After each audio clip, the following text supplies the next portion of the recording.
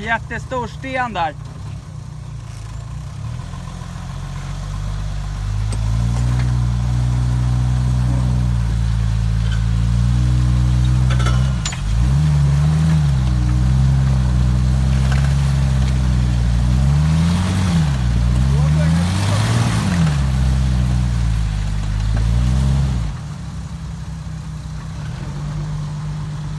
Runt den där stenen.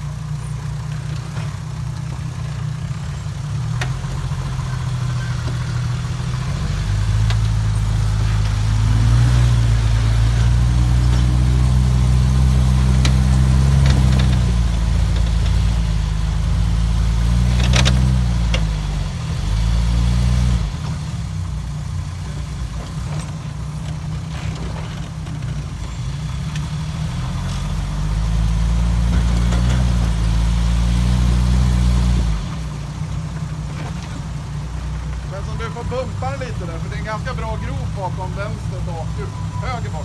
Ja. Om du bara